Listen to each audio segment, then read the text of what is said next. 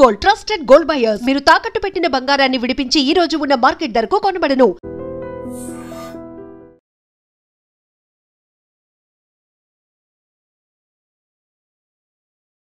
నమస్తే, welcome to I dream talking point with Kavitha.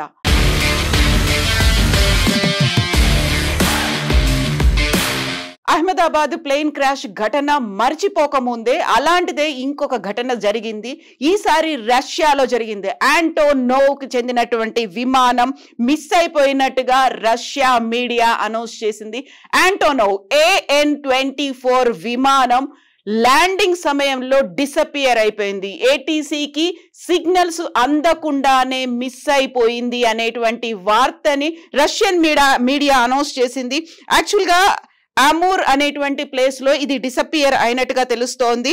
Correct గా AN-24 లో 50 మంది కెపాసిటీ ఉంది. అందులో 45 మంది ప్రయాణికులు ఉంటే ఇంక్లూడింగ్ 5 పిల్లలు ఉన్నారు, 5 క్రూ మెంబర్స్ ఉన్నారు. 50 మందితో వెళ్తున్నటువంటి ఈ AN-24 విమానం డిసపియర్ అయిపోయినట్టుగా మనకు అందుతున్నటువంటి వార్తల్ని బట్టి తెలుస్తోంది. ఇది మాస్కోకి 5170 కిలోమీటర్ల దూరంలో జరిగింది. టిండా అనేటువంటి ప్లేస్ లో ఇది ల్యాండ్ అవ్వాల్సి ఉండే. ల్యాండింగ్ కోసం సెకండ్ అటెంప్ట్ కూడా చేసింది. ఫస్ట్ అటెంప్ట్ లో అది ల్యాండింగ్ అనేది కుదరకపోవడం వల్ల సెకండ్ అటెంప్ట్ చేస్తున్నప్పుడు ఎయిర్ ట్రాఫిక్ కంట్రోల్ ATCతో సిగ్నల్ తెగిపోయి ఫ్లైట్ మిస్ అయిపోయింది. వాళ్ళ రాడార్ కి అందట్లేదు అనేటువంటి సమాచారాన్ని రష్యన్ మీడియా అనౌన్స్ చేసింది.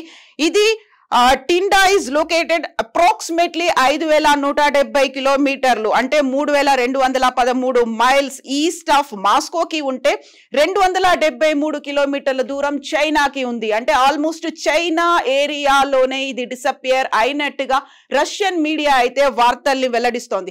యాక్చువల్గా మిస్ అయిపోయినటువంటి అమూర్ అనేది కూడా ఒక సస్పెన్స్ ఉన్నటువంటి ఒక ప్లేస్ గా చెప్తూ ఉంటారు. 2024 సెప్టెంబర్ లోనే రష్యాకి చెందినటువంటి రాబిన్సన్ R-66 హెలికాప్టర్ అనేది కూడా సేమ్ ఇదే అమూర్ రీజియన్ లోనే రష్యాలోనే మిస్ అయిపోయింది.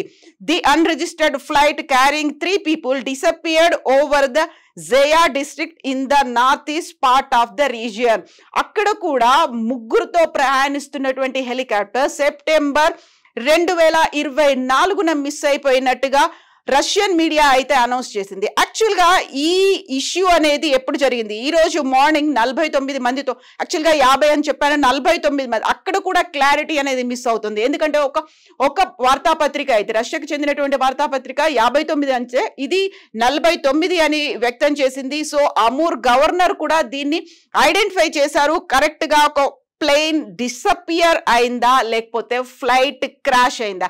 యాక్చువల్గా ఏటీసీకి సిగ్నల్ అందకపోవడము అంటే అది ఎమర్జెన్సీలో ఉందని. ఒకవేళ బర్డ్ హిట్ అయిపోయిందా లేకపోతే అక్కడ ఫ్యూయల్ అయిపోయిందా, ఇంజన్స్ ఫెయిల్ అయిపోయాలా, డిసపియర్ అవడానికి కారణం అక్కడ ఉన్నటువంటి వాతావరణం అనుకూలించలేదా, కుప్పకూలిపోయిందా? వీటికి సంబంధించినటువంటి వివరాలు అయితే ఇంకా తెలియనప్పటికీ plane goes missing in Russia's far east with nearly 50 aboard అనే మాటని ఇంకొక పత్రిక అయితే ప్రచురించింది. యాక్చువల్ గా air traffic control lost contact ఈ రోజు మార్నింగ్ AN-24 కి చెందినటువంటి ప్యాసింజర్ ప్లేన్ అనేది far east and search of under way the region governor said.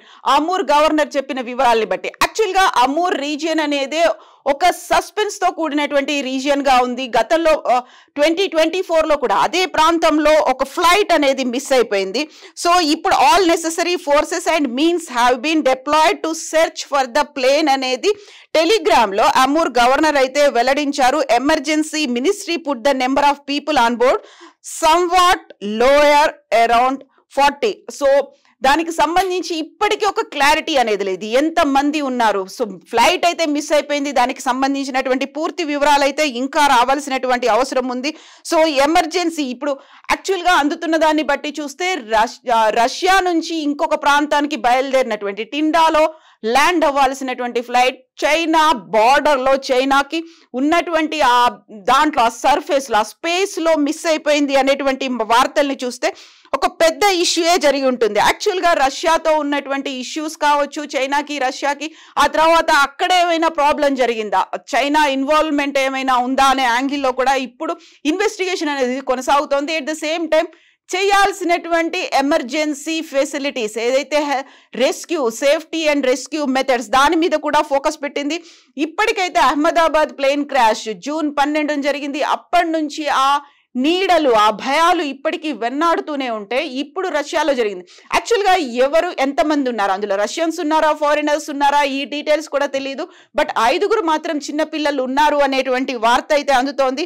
దీనికి సంబంధించినటువంటి ఇంకా కంప్లీట్ డీటెయిల్స్ అయితే ఇంకా తెలియాల్సినటువంటి అవసరం ఉంది. మొత్తంగా 49-50 ఈ నెంబర్లో మాత్రమే అందులో ఉన్నటువంటి కంప్లీట్ గా బోర్డ్ అయి ఉన్నారు.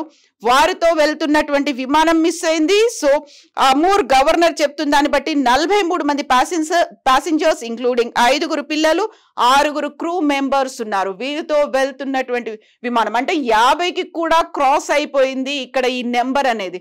సో అక్కడ క్లారిటీ మిస్ అయినప్పటికీ కూడా ఫ్లైట్ మిస్ అయిపోయింది అనేది మాత్రం ఏటీసీకి సిగ్నల్ అందట్లేదు, డిసప్పియర్ అయిపోయింది. సడన్ గా ఆకాశంలో అయితే అలా మాయమైపోదు. కాబట్టి ఏం జరిగింది అనేది టెక్నికల్ ఇష్యూస్ తో పాటుగా అక్కడ ఏదైనా అడవుల్లో కూలిపోయిందా, సముద్రంలో కూలిపోయిందా, వీటన్నిటికీ సంబంధించినటువంటి ఇంకా ఇన్ఫర్మేషన్ రావాల్సినటువంటి అవసరం అయితే ఉంది. నిజంగా ప్రస్తుతం ఉన్నటువంటి సమాజం దేనికి ప్రయారిటీ ఇస్తుంది? ఆర్థిక సంబంధాల చుట్టూ మాత్రమే తిరుగుతుంది. మళ్ళీ ఎన్నికలంగానే చాలా విరక్తి కలుగుతాను.